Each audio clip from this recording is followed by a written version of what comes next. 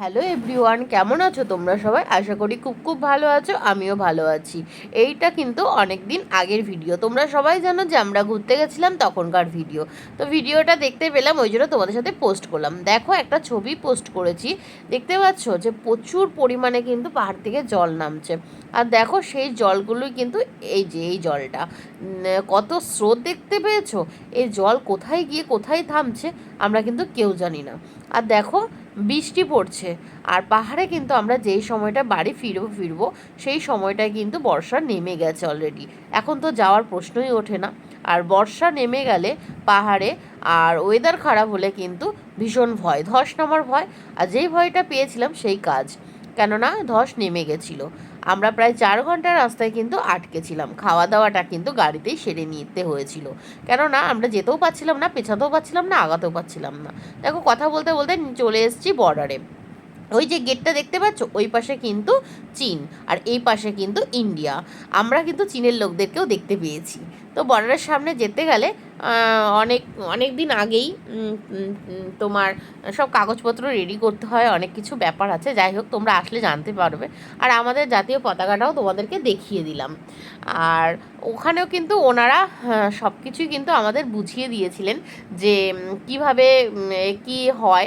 যাই হোক, সেই ব্যাপারে কিন্তু আর বললাম না। তোমরা যখন যাবে বা কেউ যেতে চাও, তখন কিন্তু জানতে পারবে, গেলে জানতে পারবে। আর দেখো, সব সময় সব রাস্তাতেই দেখতে পাচ্ছি, সব পাহাড়েই দেখতে পাচ্ছি যে পাহাড় থেকে জল নেমে কিন্তু এই যে এখান থেকে যাচ্ছে, দেখতে পাচ্ছ? তো এই তো, কথা বলতে বলতে কিন্তু আবার আমরা পাহাড়ের পাশ দিয়ে যাচ্ছি, আরেকটা জায়গায় যাচ্ছি। তো পাহাড়ের গায়ে বাড়ি ঘর, তারপরে পাহাড়ের ওপরে নানান রকমের ফুল, এগুলো কিন্তু দেখতে পেয়েছিলাম। খুব সুন্দর নিজে থেকে কিন্তু ফুলগুলো হয়েছে। আর দেখো, আমরা কিন্তু আমাদের বাড়িতে যতই ফুল গাছ লাগাই, সুন্দর করে যত্ন করি, কিন্তু সব সময় কিন্তু ফুল হয়ে থাকে না। অনেক সময় কিন্তু গাছ নষ্ট হয়ে যায়। কিন্তু পাহাড়ে এত গাছ, এত অযত্নেও কত সুন্দর রয়েছে না, সব কিছুই প্রাকৃতিক।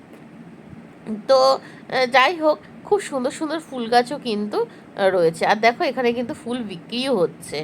তো এই তো, আর কথা বলতে বলতে এখানে চলে আসলাম। এই যে দেখতে পাচ্ছ জায়গাটা, এটা কিন্তু আর্মিদের ক্যাম্প। তো অনেক বড় ক্যাম্প এখানে। তো এটা কিন্তু সত্যি কথাই যে ওনারা আছেন বলে আমরা কিন্তু নিশ্চিন্তে ঘুমোতে পারছি, না হলে কিন্তু যখন তখন আমাদের যা খুশি হয়ে যেত। তো এই তো, তাদেরকে আমি প্রচুর স্যালুট জানাই। আর রাস্তাতেই প্রমাণ পেয়ে গেছি যে রাস্তায় এতক্ষণ ধরে দাঁড়িয়েছিলাম, তারা না থাকলে কিন্তু আমরা ওখানটায় আমাদের প্রবলেমে পড়ে যেতাম।